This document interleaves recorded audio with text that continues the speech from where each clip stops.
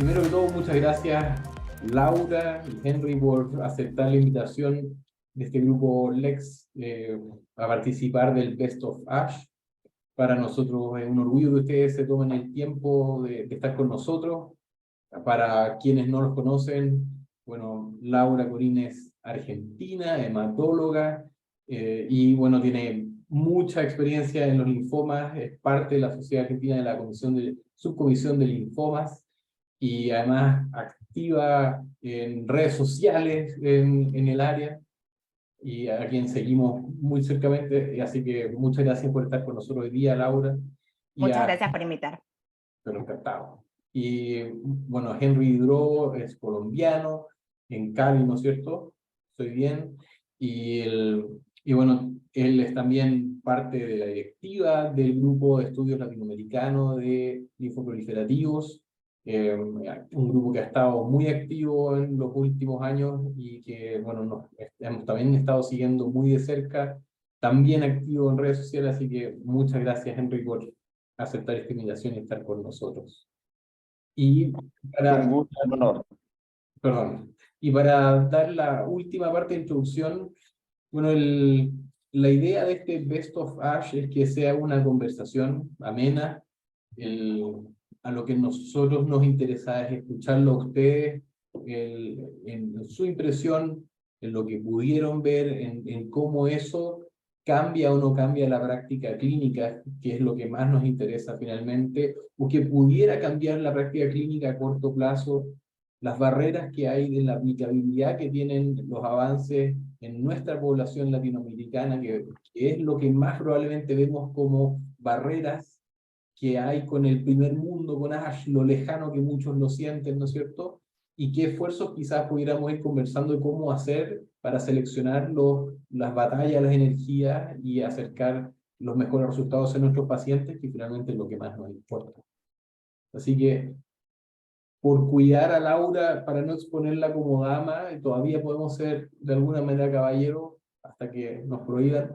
Henry, te quiero dar a ti primero la primera pregunta. Top one.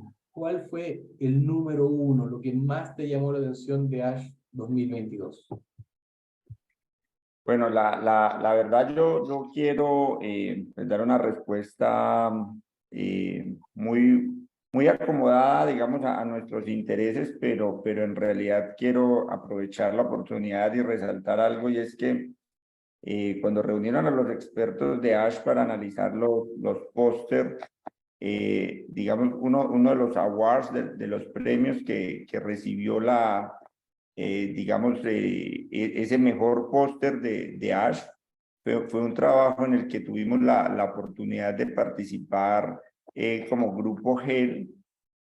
Fue un trabajo que recibió el nombre de, pues el nombre largo es Características Clínicas, Patrones de Tratamiento y Resultados de 837 pacientes con leucemia linfoma de células T del adulto en el escenario del mundo real, y fue una comparación de regiones endémicas. Digamos, el autor principal de este manuscrito, de este póster que trabajamos, fue Brian Balcarel. Él es peruano, pero está radicado en Estados Unidos, trabaja con el Instituto Nacional de Salud allá, es un gran epidemiólogo, y lo que les quiero resaltar de este trabajo no es solo el punto de que logró ocupar esa primera posición, sino que logró integrar la población de ATLL de Japón, de Latinoamérica, del Caribe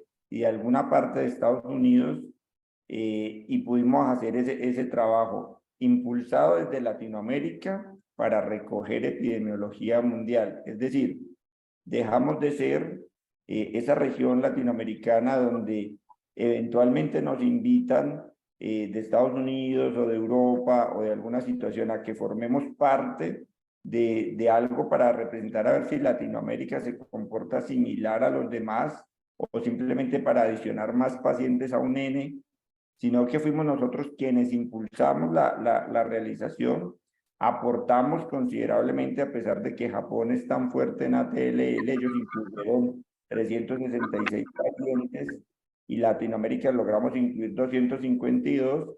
A pesar de esto, pues fuimos nosotros quienes tomamos como esa iniciativa de recolectar estos pacientes y pudimos, digamos, mostrar todo ese patrón de comportamiento, ese patrón de tratamiento y mostrar que las sobrevidas en el manejo de esto son equiparables independiente de la región. Es decir, a pesar de Japón tener,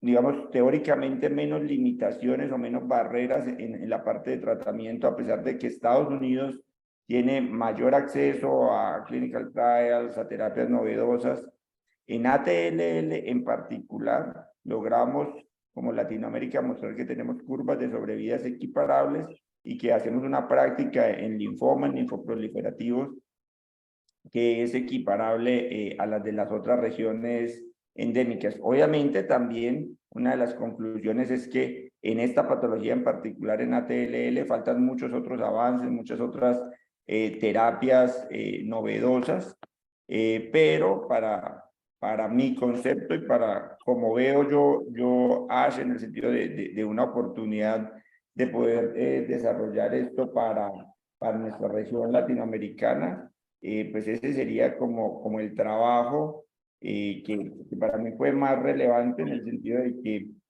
se vuelve una migración del comportamiento como estamos haciendo investigación de linfomas en Latinoamérica con respecto al resto del mundo y abre como la posibilidad de que tengamos una posición más relevante, no como solo adaptadores del conocimiento, sino como generadores del mismo en esta práctica especial de linfoma.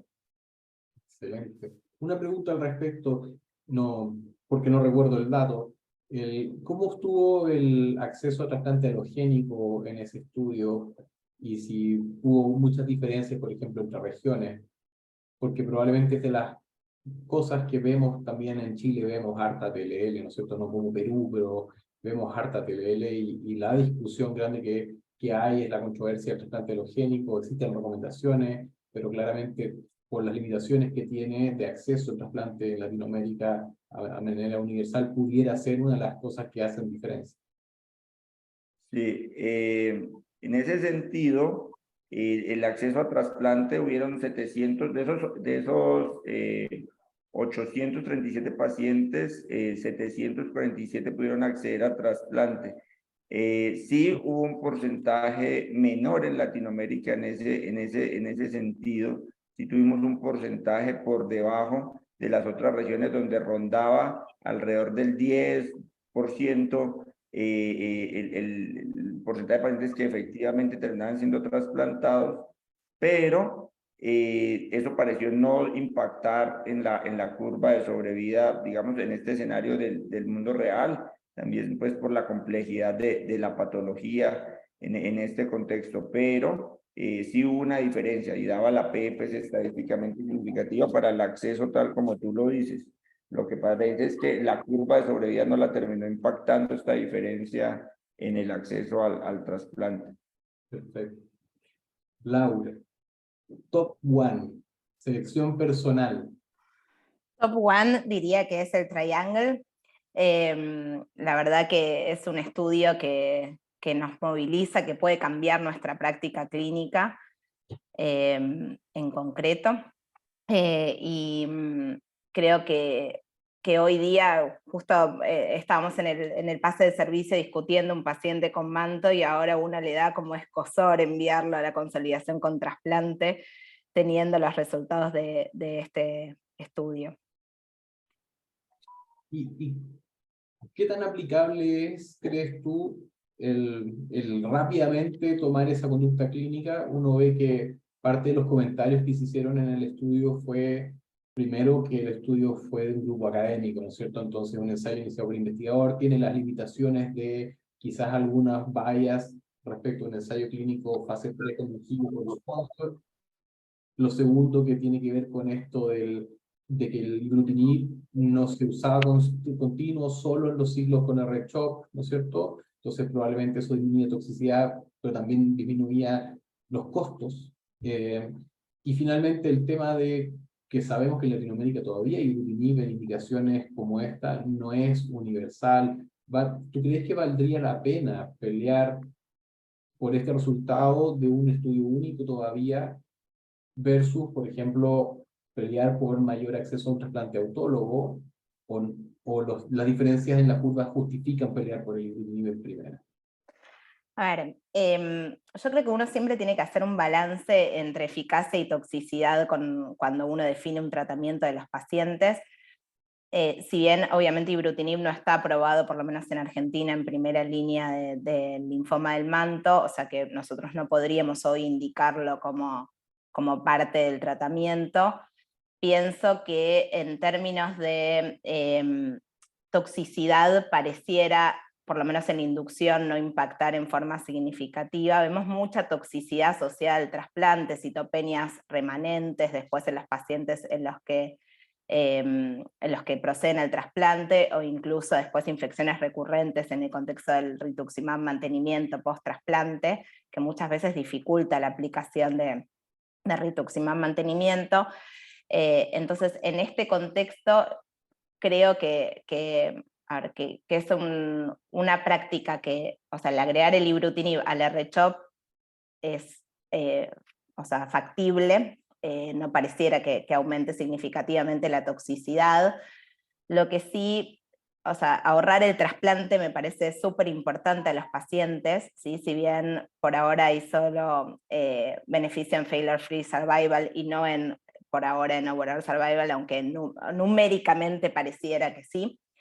Creo que es un procedimiento que está asociado a tal toxicidad que poder obviarlo me parece muy importante, aún en pacientes fit. Y me pareciera que también, teniendo en cuenta en Latinoamérica que no en todos los ámbitos la disponibilidad del trasplante es tan simple, ¿sí? O sea, yo trabajo en un centro privado, eso me es mucho más fácil acceder al trasplante, pero sé que en los centros públicos hay mucha demora entre que uno solicita el trasplante y que se puede concretar el trasplante, entonces en ese sentido poder obviar el trasplante también me parece muy importante.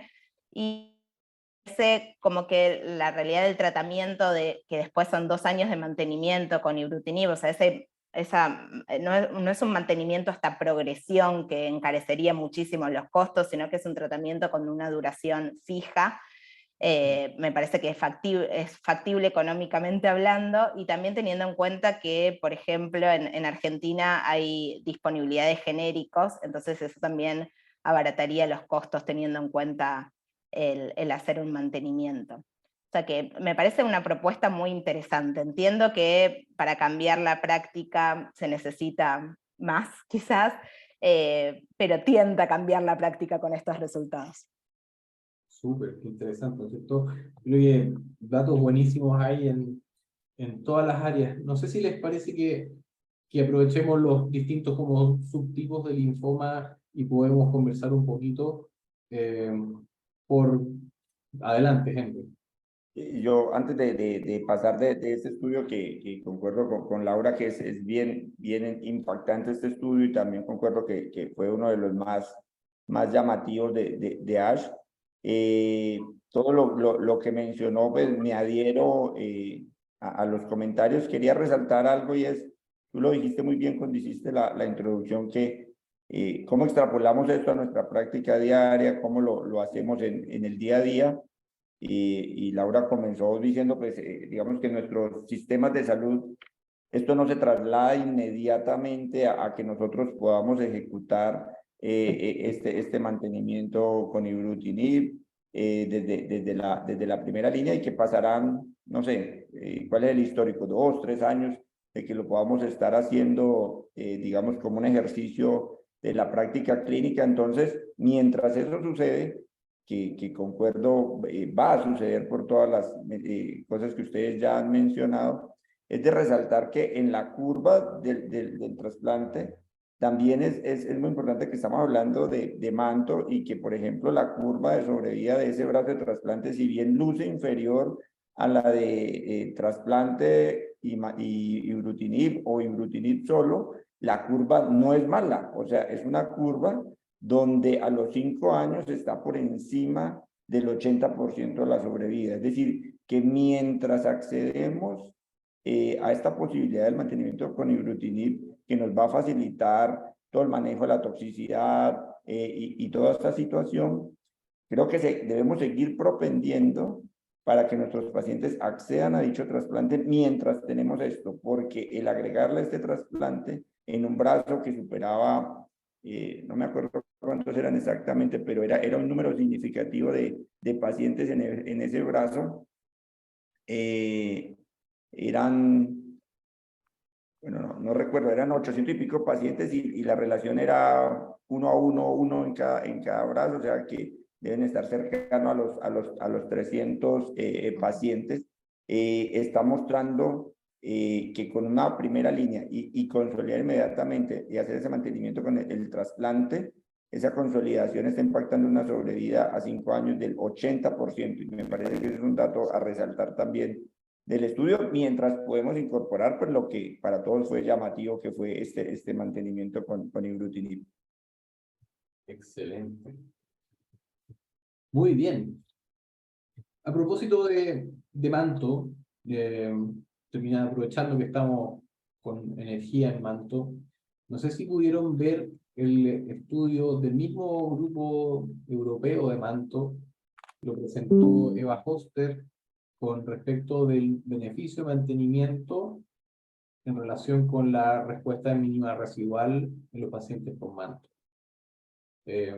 A mí me pareció muy interesante porque quería como comentarlo porque pasó quizá un poco más desapercibido por lo fuerte del triangle, que en el fondo el estudio lo que hizo fue evaluar el beneficio de rituximab de mantenimiento en pacientes con mínima residual positiva o negativa al completar la terapia.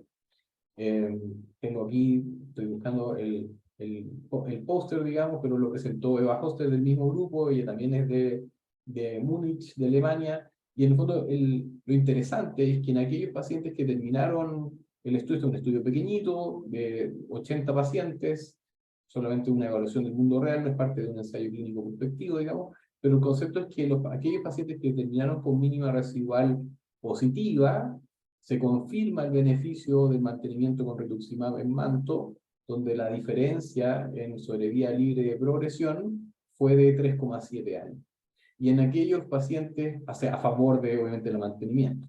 Y en aquellos que tenían mínima residual negativa, que la hipótesis era que en una de esas ese grupo no se beneficiaba, el beneficio también fue de 3,7 años.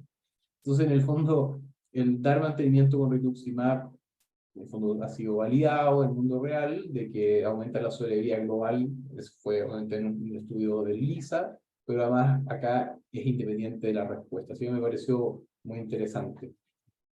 Perdimos a Henry, parece, en su cámara, pero...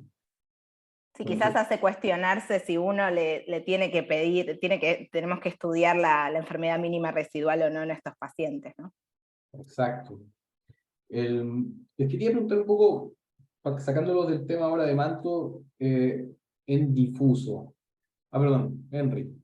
Yo quisiera, de ese estudio que comentaste, ratifico que también pasó un poco desapercibido, pero creo que fue muy importante que lo menciones en este momento, porque lo que está resaltando es la fisiopatología del manto. O sea, es importante para manto, porque aparte del triángulo que discutimos, este estudio está mostrando que dejar el manto solo con la primera línea, sin hacer algo más, está generando un impacto negativo en la sobrevida y en la evolución de nuestros pacientes. Es una enfermedad que por sus características fisiopatológicas no es suficiente con solo el tratamiento de inducción que estamos haciendo. O sea que lo que queda claro, si sumamos todos estos estudios, es que además de lo que tú des de inducción, tienes que hacer algo más en manto. No te puedes quedar con los brazos cruzados. Tienes que buscar consolidarlo con trasplante, tienes que buscar darle un inhibidor de tirosinquinasa Bruton, debes darle un anti-CD20, pero no te puedes quedar solo con dar un tratamiento de inducción y ya está, porque el manto te lo va a cobrar más adelante. Excelente, parece cuña de periodista, me gustó. Manto te va a cobrar. Oye, El manto varias. sí, solo porque tengo que continuar y hubo tanto interesante en Ash, voy a seguir haciéndoles preguntas. Eh, Laura, ¿qué te llamó la atención en Difuso? No sé si tuviste oportunidad de ponerle atención a Difuso. Sí, a ver, a mí me gustó mucho el seguimiento que hicieron con el remodel, de que, o sea, mostró beneficio en supervivencia libre de progresión y también en supervivencia global para los pacientes que tenían fenotipo ABC, medido por el perfil de expresión génica.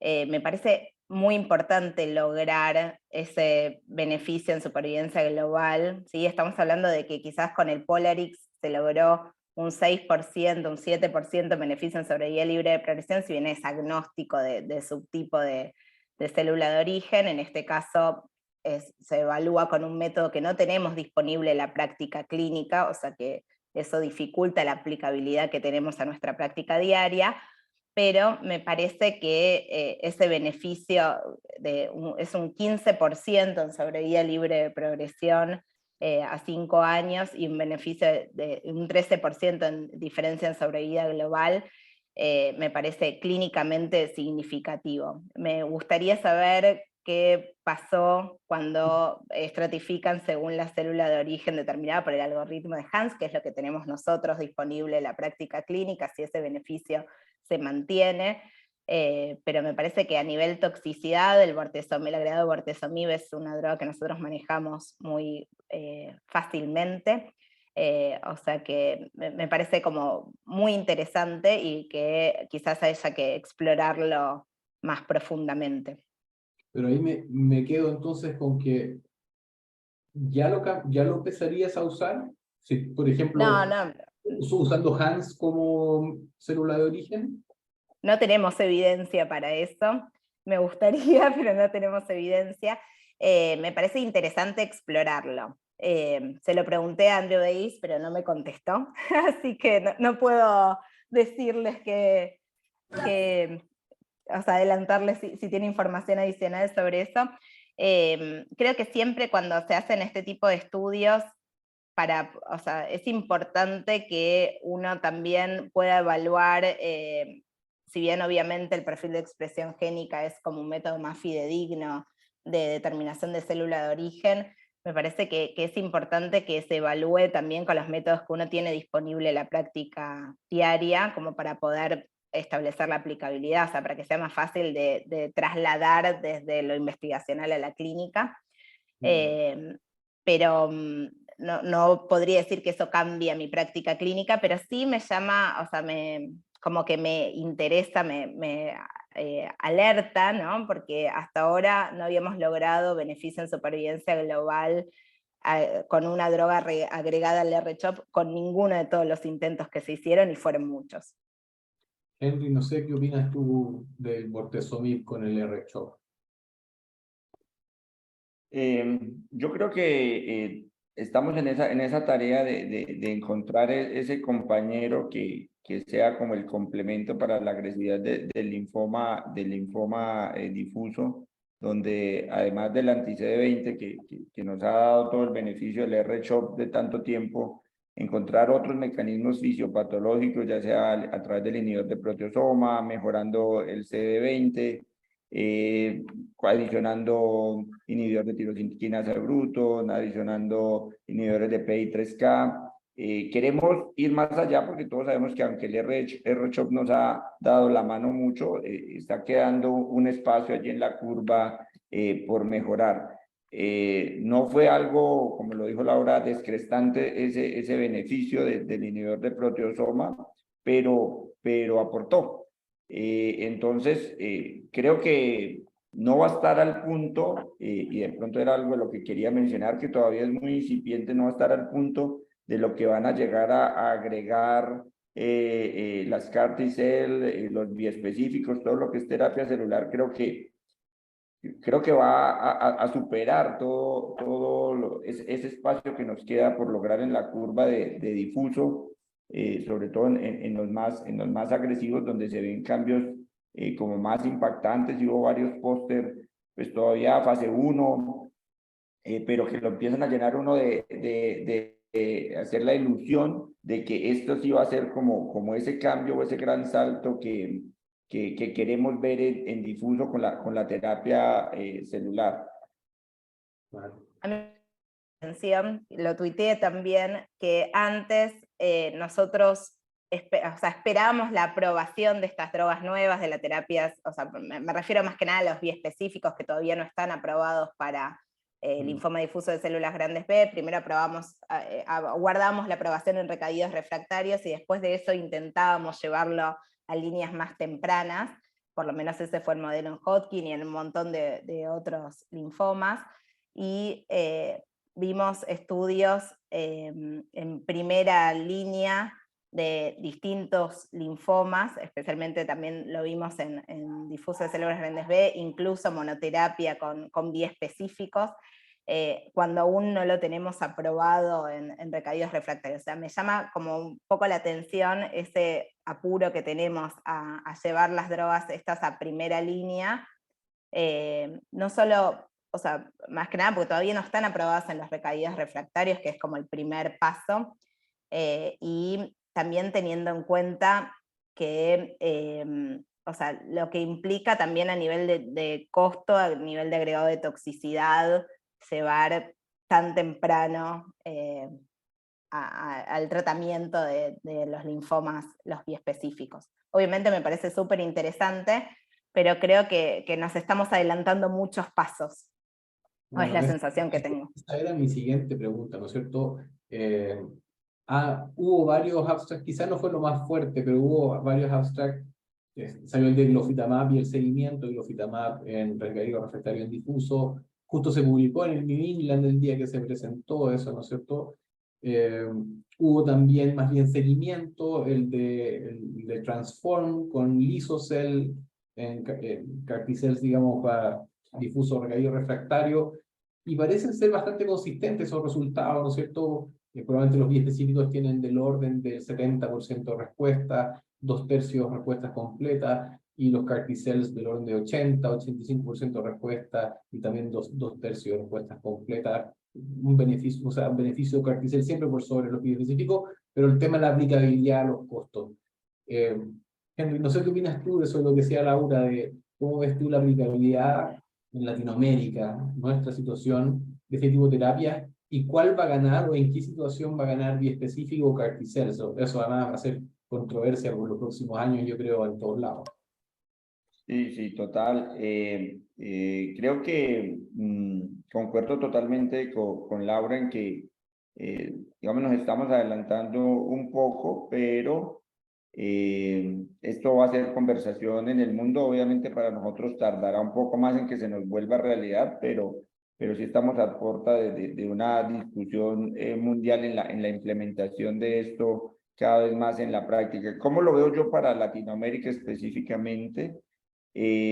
Claramente para nosotros las terapias celulares, las CAR-T, no van a ser claramente accesibles las que vienen desde las multinacionales por el altísimo costo, van a ser casos muy expeditos, casos como excepcionales, creo yo que se va a hacer la situación, pero creo que el mundo científico de nuestros países es consciente de eso y hay varios esfuerzos.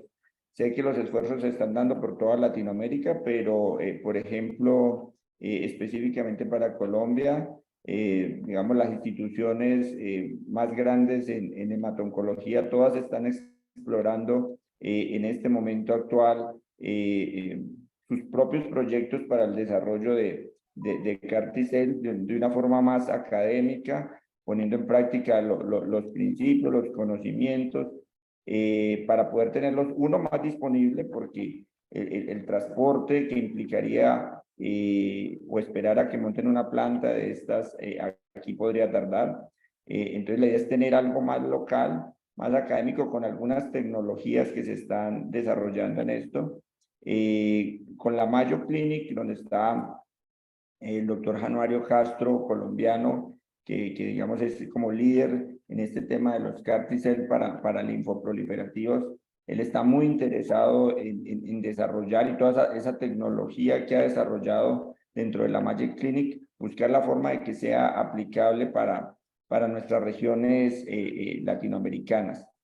Esa es una cosa que yo veo, el propio desarrollo dentro de nuestras regiones en las instituciones de liderazgo. Segundo, mientras eso se va dando, porque eso va a tardar un tiempo mientras hacemos ese tipo de desarrollos, creo que por accesibilidad en ese sentido, cuando se haga comercialmente, los biespecíficos van a llevar un poco la ventaja por esa accesibilidad que pueden tener, de que tengan una logística menos compleja para llevarlo a la práctica clínica. Los resultados, como tú lo resumiste muy bien, casi siempre favorecen un poco más a CAR-T, pero su complejidad puede llevar a que los biespecíficos tomen como ese paso inicial. Y mientras tanto, mientras eso se vuelve una realidad aplicable para nosotros, y antes de salirnos de difuso, que ahorita no alcancé a mencionarlo en la otra intervención, por ejemplo, con polatuzumab y con otras cosas que ya son más aplicables porque ya digamos, en cierta forma las tenemos más cerca, más palpables, con el Polarix y todo nos desviamos más a mirar hacia el Polarix, pero salieron algunas cositas de polatuzumab en el escenario recaído refractario, combinando con cosas que utilizábamos frecuentemente como RAIs. Entonces, cambiar el rituximab por polatuzumab, a pesar de que fueron estudios pequeños de cerca de 50 pacientes, las tasas de respuesta fueron muy buenas, o sea, cerca del 92% sin adicionar toxicidad a lo que conocíamos. Creo que le abre escenarios a una molécula que ya se está posicionando más en Latinoamérica todavía con restricción, con lentitud, pero que ya se vuelve algo más ejecutable dentro de nuestro quehacer en linfoma difuso, y creo que vale la pena mencionar eso como algo de lo que nos trajo ASH, otras publicaciones de Pola con otras combinaciones en nuestros pacientes recaídos refractarios. Concuerdo con lo que dijo Henry totalmente, ese trabajo me parece muy importante para Latinoamérica, el POLA-RAIS. Creo que los estudios de CAR-T-cells en segunda línea mostraron lo que nos cuesta llevar a los pacientes a la consolidación con trasplante autólogo, o sea, en el SUMA-7, en el Transform, casi alrededor de un 40% de los pacientes podían proceder al trasplante autólogo, y eso es por la quimiorrefractariedad de los pacientes, o sea que conseguir esquemas en la segunda línea que sean más eficaces es súper importante. En este trabajo mostraron que el 60% de los pacientes podía proceder a un trasplante versus el 40% de lo que estaban reportados en los estudios de segunda línea de CAR-T-cells, o sea que hace cuestionar un poco si las curvas se hubieran movido, aunque sea algo. Me parece que es muy factible, y también me gustó el concepto que mostraba este trabajo de quizás una especie como de mantenimiento corto con polatuzumab, que es algo novedoso para el linfoma difuso de células grandes B. Excelente. Me robaron y les quedó mejor la pregunta del Pola. Yo también opino lo mismo. De hecho, yo creo que es la mejor opción, y probablemente lo que va a cambiar con estos resultados es de que los biespecíficos y CAR-T-cells van a quedar cada vez más escenario de muy alto riesgo, ¿no es cierto? El paciente refractario primario, aquella recaída muy precoz, y probablemente POLA-RAIS se posiciona fuertemente para aquella recaída un poquito de menor riesgo, quizás, dependiendo nuevamente de lo que ustedes dijeron, accesibilidad. Un agresivo no difuso. Se publicó como late breaking también el resultado del Matrix, ya el outcome del trasplante, ¿no es cierto?, en primario del sistema nervioso central. Más bien yo quería preguntarle si lo encontraron novedoso, porque tuvo mucho bombo y platillo, pero yo sentí que este outcome ya lo conocíamos. No sé si agregó mucho más valor, o teníamos dudas del trasplante en primario del sistema nervioso central. La verdad que muchos trabajos mostraron esto durante el ASH. Había otro trabajo también que se presentó en los orales que mostraba que no era tal, o sea, que el efecto de la consolidación era la más importante con respecto a la supervivencia libre de progresión, que, o sea, tanto sea como trasplante, como radioterapia, como consolidación, o sea, que refuerza que tenemos que consolidar fuertemente a estos pacientes. Creo que hubiera sido más novedoso quizás si en vez de compararlo con, o sea, con más inmunoquimio, lo hubiéramos comparado con drogas target que apunten al sistema nervioso central, o por lo menos me parece que hubiera sido más interesante o más desafiante a nuestro concepto que tenemos habitualmente en el linfoma primario del sistema nervioso central. Yo quería preguntar, Yo pienso, una pregunta antes, sí, por lo mismo. ¿Crees que, por ejemplo, este trabajo podría hacer que tengamos más disponibilidad de tiotepa? Porque es un problema, parece ser, ¿o no?, en Latinoamérica. ¿Ahí cómo está Nosotros, la disponibilidad? Perdona, Laura. nosotros ahora recién tenemos la disponibilidad en Argentina de tiotepa. Antes solo podíamos acceder por uso compasivo. De hecho, lo que hacíamos habitualmente era, ni bien teníamos el diagnóstico del paciente con linfoma primario del sistema nervioso central, empezamos inducción con R-metotrexate, Ara-C, y ya le íbamos pidiendo la tiotepa del trasplante, si veíamos respuesta temprana. Para que alcance esos 3 meses que tardaba en llegar por uso compasivo. Ahora, por suerte, tenemos la comercialización en Argentina y eso ha hecho que sea más fácil y empezamos en muchos centros a hacer Matrix directamente como inducción en los pacientes FIT, pero es un problema el tema del acceso. bueno, yo sí pienso que el estudio era meritorio de todo ese bombo. Yo personalmente siento que sí era justificado hacerle todo este sonido por lo siguiente. Claramente concuerdo con ustedes que novedoso no es, creo que no causa sorpresa el conocer que el trasplante impactaba de esta manera la sobrevida en estos pacientes, pero también tengamos en cuenta que estamos hablando del linfoma en el sistema nervioso central primario, o sea, es una patología infrecuente, es una patología donde reclutar a esos pacientes era difícil. Todo lo que teníamos antes del linfoma del sistema nervioso era mucho más pequeño, teníamos mucho fase 2, teníamos mucho estudio de vida real. ¿Y a qué llevaba eso? Y se los coloco en un ejemplo concreto para mi práctica. Por ejemplo, para el sistema regulatorio colombiano, para que un medicamento sea aprobado y sea incluido para disponibilidad en el país, independientemente de su costo, necesita tener sí o sí un estudio fase 3 que demuestre que eso mejoró la sobrevida o un desenlace duro. Así tenga un estudio fase 2 bueno en estas patologías que tienen bajo número de pacientes, donde claramente hacer un fase 3 es muy difícil por el bajo número de pacientes.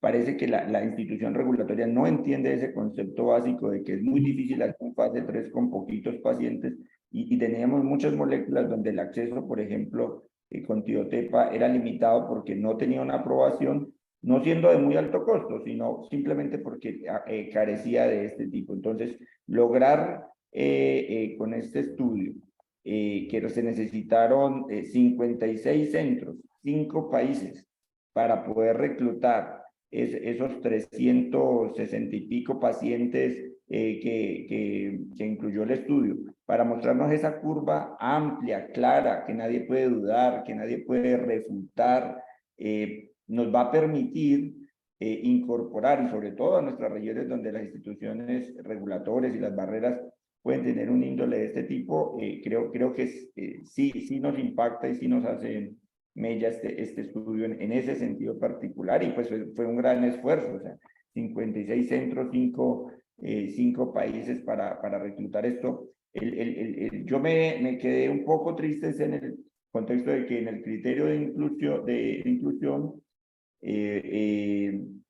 pues tenía que ser VIH negativo, y en realidad muchos de los linfomas que vemos en el sistema nervioso central en nuestra región son muy asociadas a VIH. Entonces, digamos, hubiera sido de apoyo también tener otro grupo o tener otro estudio donde esa cohorte hubiera sido tenido en cuenta. nuevamente. Me encantó como lo dijiste, muchas gracias. Anotada la cuña. Y sí, también opino que no entiendo por qué siguen siendo excluidos pacientes con VIH de este tipo de estudios. Es una justificación de algunos también para no extrapolar los resultados que probablemente son del todo extrapolables, ¿no es cierto? También por tiempo, permítanme seguir. Me gustaría preguntarles un poco la opinión ahora ya cambiándonos más hacia lo indolente.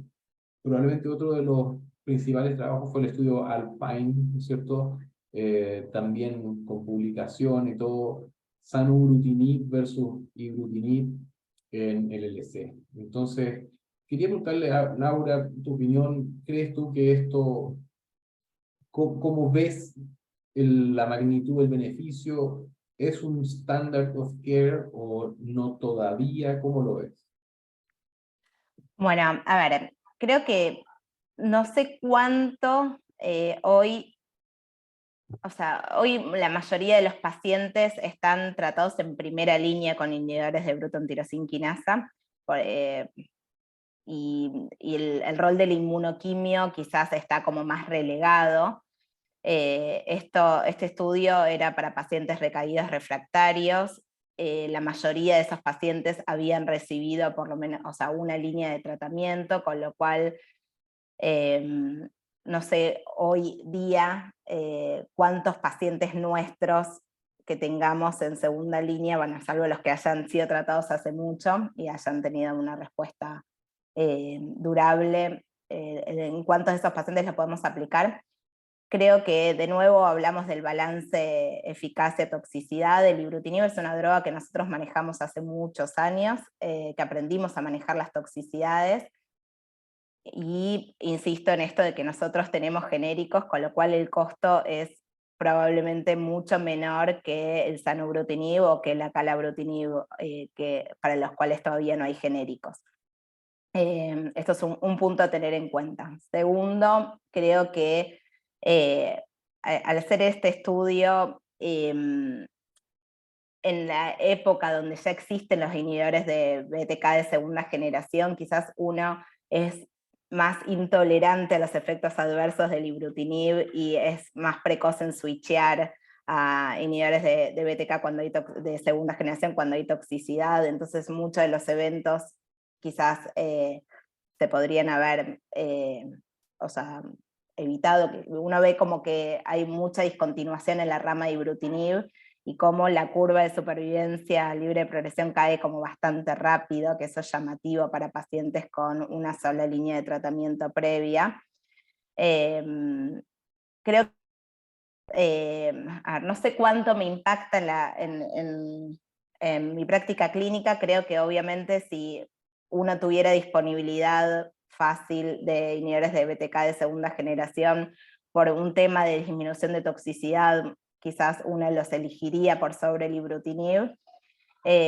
Cuando uno mira los efectos adversos, en realidad lo que más se disminuye es la toxicidad cardíaca. El resto de las toxicidades están bastante equiparables. Incluso hay como más infecciones y más infecciones por COVID, si uno mira un poco en detalle, aunque no sea estadísticamente significativo. O sea, creo que el impacto real es sobre la toxicidad cardíaca. Me parece muy interesante, hacer estudios head-to-head. No muchas moléculas de la industria se someten a esto, a compararse con el estándar, sino que quedan como aprobaciones de lista de supermercados, que le digo yo, ¿no? Como que está todo aprobado y uno elige qué le da al paciente. Entonces me parece muy interesante. Cuando uno lo mira también a nivel estadístico, yo no soy experta en estadística ni mucho menos, pero hay quienes dicen que sobre reclutaron, o sea que reclutaron más pacientes que lo que habían preespecificado cuando vieron una tendencia a beneficio en sobrevida libre de progresión, y que uno no sabe si esto se reproduciría. Creo que tenemos tres drogas en particular que son muy buenas para el LDC. Tenemos como lo que llamo problema de ricos, que al haber tanta disponibilidad, uno no sabe qué elegir primero. creo que se limita más que nada a una cuestión de acceso. No sé si este beneficio que vemos en sobrevida libre de progresión, me parece súper interesante, si es totalmente que cambie mi práctica clínica, tengo dudas por estos temas metodológicos. Perfecto. No sé si Henry algún comentario al respecto. Sí, no, claramente concuerdo con lo expresado, pero para decir algo adicional, tengamos en cuenta que este estudio Alpine fue en recaído refractario, y no sé en sus países cómo están, pero digamos, acá tenemos, no digamos la mayoría, pero sí tenemos una fuerte tendencia y un porcentaje significativo de pacientes que usamos inhibidor de tirosina quinasa de Bruton en la primera línea. Entonces, digamos, el tener esta situación para el recaído refractario, digamos, para extrapolarlo a la práctica, digamos, restringiría un poco más el subgrupo al que lo aplicaríamos, porque sí estamos usando ibrutinib y acalabrutinib en primera línea en un porcentaje, digamos, significativo de pacientes, acorde a las guías internacionales y acorde a todas las recomendaciones de expertos en LLC. Digamos, el nicho para que un paciente empiece con quimioinmunoterapia es bastante reducido. Tendría pues, que estar mutado de las cadenas pesadas, estar muy fit, muy joven, querer un tratamiento corto.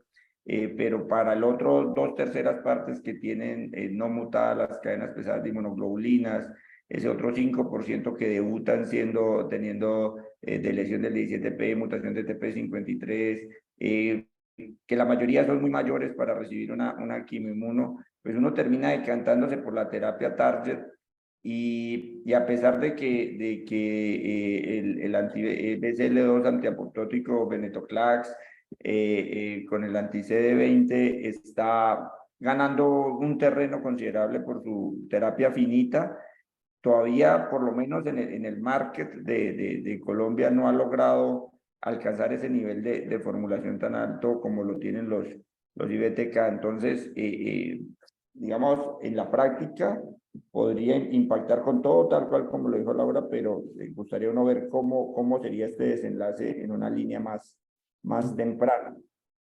Mira, qué interesante, pero igual un comentario que yo agregaría como comentario personal es que yo creo que nuestra realidad latinoamericana no es tan como de primer mundo todavía en ese sentido. Yo creo que todavía vemos mucho quimioinmuno, mucho clorambucil, monoterapia, clorambucil rituximab, el trabajo que desarrolló Celso Arraiz en Brasil y publicó con el registro brasilero del LLC con más de 5.000 pacientes, mostraba que la gran mayoría de los pacientes, incluso en Brasil, sigue usando quimioterapia en primera línea.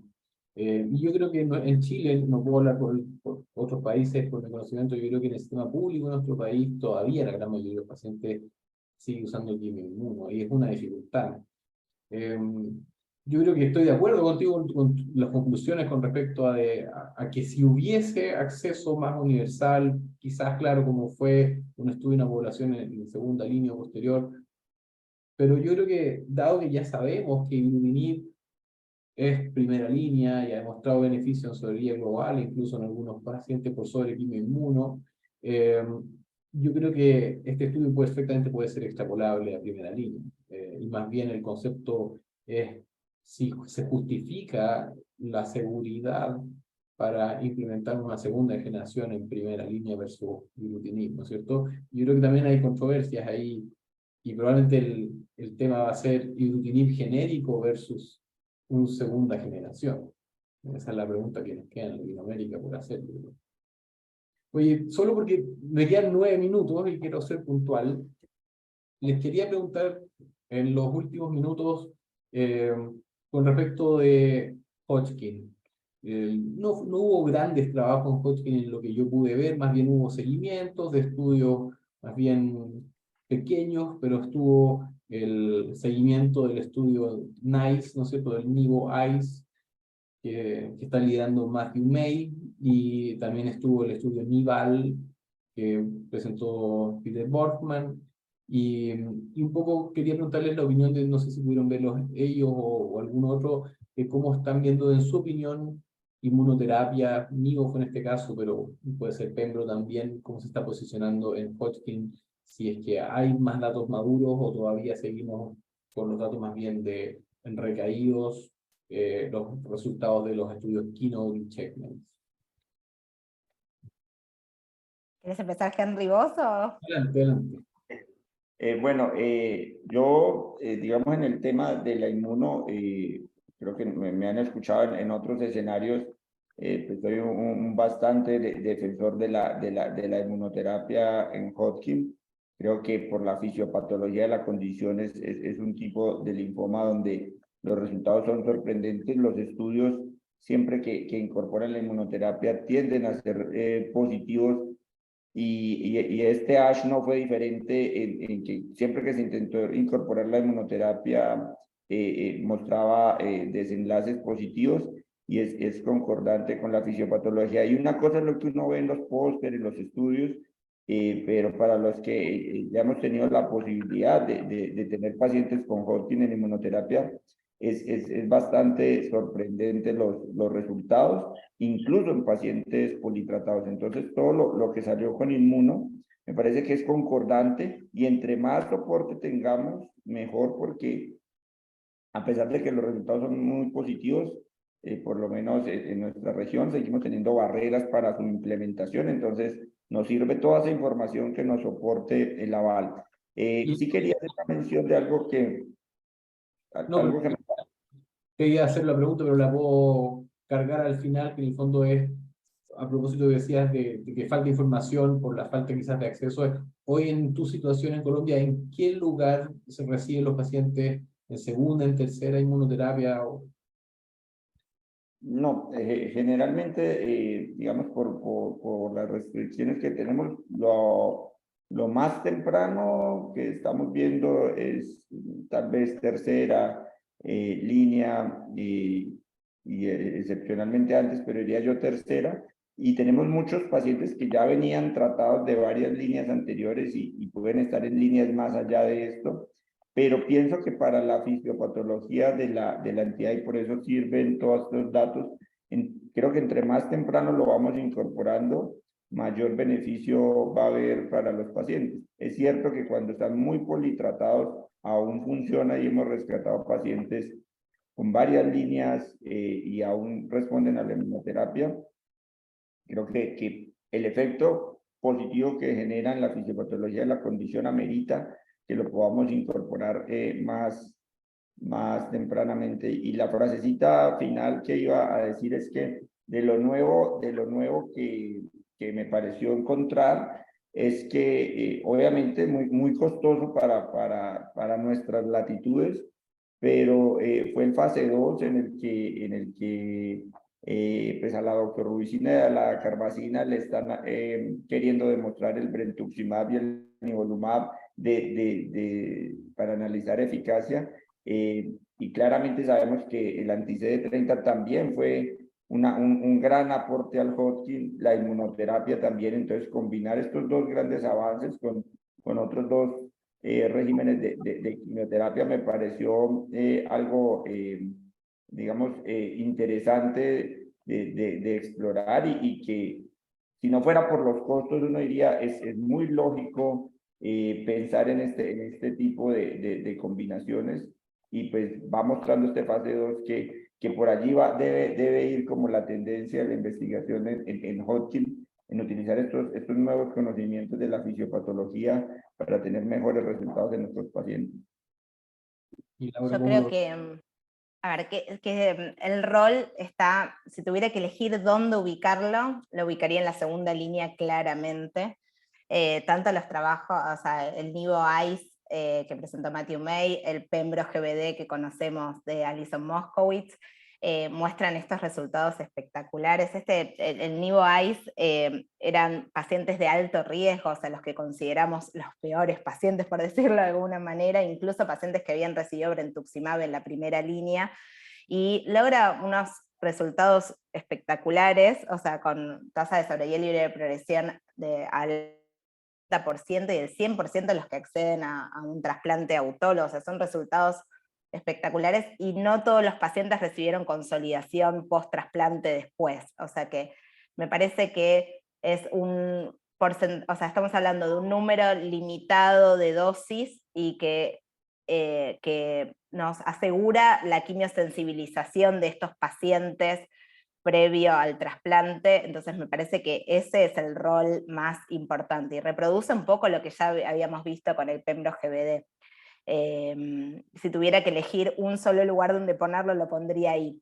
Obviamente los resultados en primera línea también son muy buenos, pero digo, para la realidad latinoamericana, teniendo en cuenta los costos y teniendo en cuenta que los resultados que tenemos en primera línea son muy buenos, incluso con el ABVD estándar, sin las drogas nuevas en la primera línea, preferiría, si pudiera elegirlos más que adelantarlos, asegurarme que los pacientes van a recibir inhibidores de checkpoint en segunda, en combinación con quimio. Me han dado tantas cuñas de periodista que este va a ser mi mejor resumen que voy a hacer, así que les doy las gracias. Quiero, para terminar esta sesión, para tratar de ser puntuales nuevamente, darles un minuto a cada uno, quizás si quisieran brainstorming de algún mensaje que ustedes quisieran dejarle a todos los colegas que se conectan ahora, en este momento, que pudieran ver esta sesión después, de algún mensaje personal respecto de las conclusiones que hemos conversado hoy día, algo que quizás quedó pendiente, minuto del libre de opinión. Laura, voy a partir por ti. Adelante. A ver, creo que me impactó mucho, y lo vi en distintos estudios, en distintos subtipos de linfoma, que estamos apuntando a lo que creo que es clave, que es el tratamiento de duración limitada, incluso en los mantenimientos, con los biespecíficos, o sea, estamos dejando esto, o sea, de ir hasta la progresión o hasta la intolerancia, y la posibilidad también de después retratar a los pacientes con estas drogas a las que los sometimos durante un tiempo limitado. Me parece súper interesante, lo mostraron con glofitamab, con Mosu. Creo que es clave, o sea, por tema de costos, por tema de calidad de vida de los pacientes, y también por esto de la posibilidad de reexponerlos y que hay reportes de respuesta a la reexposición. Me parece que tenemos un futuro muy alentador, que hay un montón de drogas nuevas en linfoma, que hay que elegir bien dónde las ubicamos, no todo tiene que ser en primera línea, y más teniendo en cuenta que venimos de Latinoamérica, que si bien no somos guardianes de las arcas, sí tenemos que tratar de como elegir el mejor lugar para que los pacientes se beneficien de estas moléculas nuevas cuando más lo necesitan. Perfecto. Muchas gracias. Me encantó nuevamente. Henry, la pantalla es suya. Vale, en un minuto es complejo toda esta información, pero lo aprovecharé para resaltar lo siguiente, y es, termino por donde comenzamos, y es el póster que ganó el award, fue el Grupo Latinoamericano de Estudios Linfoproliferativos, liderando un estudio a nivel mundial que reunió la presentación o el comportamiento en el mundo real de la ATLL, y permitió mirar el comportamiento de una entidad en diferentes regiones endémicas del mundo, siendo Latinoamérica gestor del conocimiento. Asimismo, Latinoamérica llevó múltiples trabajos al ASH. Ya la representación ya no solo es como asistentes, sino cada vez como participantes, con ponencias orales. El grupo GEL en particular llevó siete trabajos, y eso nos permite ir viendo una evolución de los trabajos. Evidentemente en un minuto no les alcanza a contar, por ejemplo, de esos 7 trabajos, pero solo un ejemplo creo que puede resumir la situación. En el ASH previo y en los anteriores logramos demostrar cómo la albúmina era un predictor muy importante del pronóstico en diferentes de los linfomas de nuestra región, no solo por desnutrición, no pensaría, no, por la desnutrición que se presenta en Latinoamérica, entonces es importante, no, sino como todo el mecanismo de la fisiopatología del trasfondo. Y esa concordancia de que lo hemos mostrado en varios trabajos, en varios ASH, en varias reuniones de linfoma, ha llevado a que otros grupos en el mundo que trabajan linfomas incorporen la albúmina como un marcador pronóstico, y pudimos ver en este ASH cómo esos otros grupos vinieron a mostrar los resultados de que incorporando eso que nosotros venimos promulgando hace rato, sí, se está comprobando ese comportamiento de la albúmina como factor pronóstico, no solo en Latinoamérica, sino en múltiples partes del mundo. Entonces creo que ya estamos aportando un poquito, y obviamente es muy poquito con respecto a lo que producen otras regiones en esto, pero es un estímulo a que podemos seguir haciendo. Latinoamérica ya se está incorporando, y lo vamos a comentar posteriormente, en trabajos moleculares del comportamiento del linfoma para nuestra región que ya estamos desarrollando. Y quiere decir que estamos empezando a forjar un desarrollo en eso, y creo que eso es algo que nos deja ASH. Creer en nosotros, creer en Latinoamérica y creer que podemos desarrollar conocimientos importantes para nuestra población de pacientes, y que también otras regiones se pueden beneficiar de ese esfuerzo que hagamos en producir. Excelente. Muchas gracias también, Henry. Yo, por el beneficio que tengo de estar moderando esta sesión, quiero terminar con algunas palabras de cierre. Primero, darle las gracias a Laura y a Henry por aceptar nuevamente esta invitación, por sus palabras, por su sabiduría y lo resumidos y sintéticos que han sido en entregar mucha información y decantarla. A veces nos falta tiempo para decantar tanta riqueza de información que tenemos, y ha sido, creo que, una muy buena sesión. Y entonces lo primero que quiero decir de mi parte es que nosotros, como el grupo LEX, estamos tratando desde Chile de impulsar lo mismo, que es instancias de reuniones entre público latinoamericano, de cantar esta información de primer mundo a nuestra realidad, a nuestros pacientes, nuestras dificultades, y qué mejor que compartirlo entre nosotros mismos y traer esta información.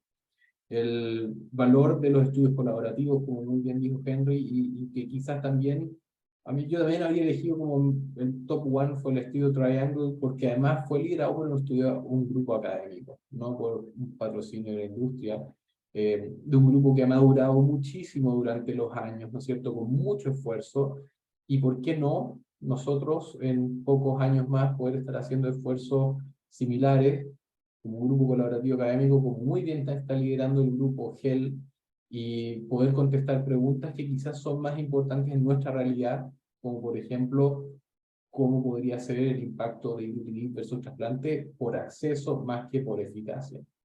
Y cómo eso en nuestra realidad pudiera traer resultados, o lo de bortezomib, Rexov, etc. Quiero también compartirles la pantalla un segundo, la invitación al evento que tenemos este año que viene, el 30 de marzo hasta el 1 de abril, el segundo Congreso LEX.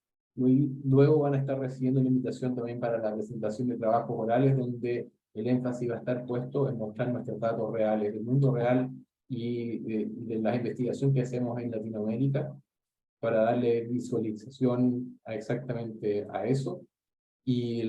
Así que los dejo a todos muy invitados, y también compartirles, para quienes no estén, pueden suscribirse a nuestro newsletter de manera gratuita en linfomaexperience.com, y les va a llegar toda la información. También va a estar el resumen de esta sesión, y todos los meses toda la información de los principales estudios que están saliendo de los congresos, y obviamente la invitación a que nos vayamos reuniendo cada vez más. Así que con eso, y les doy las gracias nuevamente por participar, y estamos prontamente en contacto. Muchas gracias por la invitación. Un fuerte abrazo, feliz año. Feliz año. Chao.